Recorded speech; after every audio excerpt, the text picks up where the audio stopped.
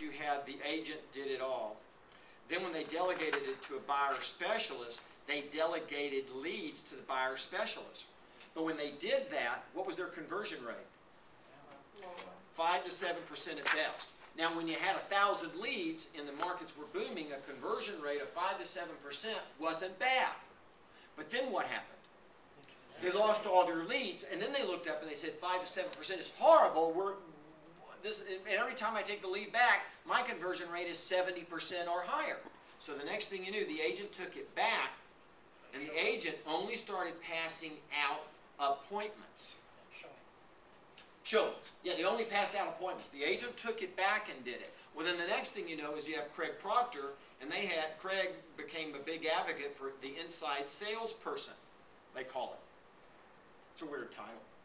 But basically, now what they've done is they've put a person in between the agent and the buyer specialist. They're going to scrub all the leads, make all the appointments, and still give out showing appointments to the buyer specialist. The problem was, where did they get the money to pay this person? Did they take it out of the buyer specialist pocket or the agent's pocket?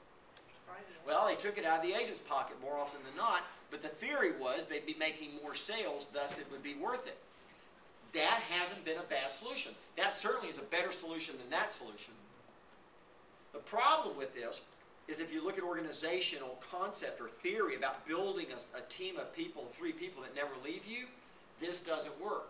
Because that job is duplicatable anywhere. I can go to work for IBM, 3M, Dell. Any of those companies have this kind of position that pays more money than that. So if they're good, they're gone. Can't keep them. You can't give them something they can't get more of somewhere else. Okay? So then what shows up is the showing assistant concept. And the reason that's begun to morph is because it makes sense. Now you have the agent, if they have 3 to 4 buyer deals they're doing a month, and understand this, it is a fact, a buyer specialist cannot do more than 3 or 4 deals a month and stay sane over a long period of time. The reason we know this is we can't find anybody. And here's the other thing that's fascinating. We can't find anybody that has a buyer specialist for 10 years doing 4 deals a month. They don't exist on the planet. If they do, there's one, you know. Now, here's the other thing. Go look at your more reports. When you see a team of more than 2 buyer specialists, what's the production of all the buyer specialists below the second one? Non-existent. Zilch. It's less than 1 a month.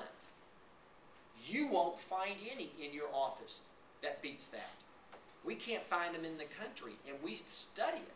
I'm looking for the agent who has 5 buyer specialists that each do 4 or 5 a month. And guess what? I can't find anybody that has more than 1. And many times it's their spouse doing it. Okay?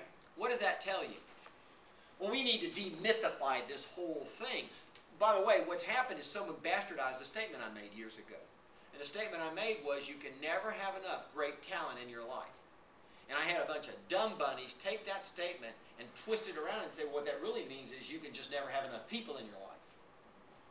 And then they started building huge teams because someone ran with this idea. They flipped it. It's kind of like the word multitasking, right? There's no such word. It's scientifically, I've spent 6 months, 2 assistants, and probably close to $50,000 to just understand this one question. And I'm here to tell you it's scientifically impossible to do 2 important tasks at the same time. Multitasking is a freaking scientific impossibility.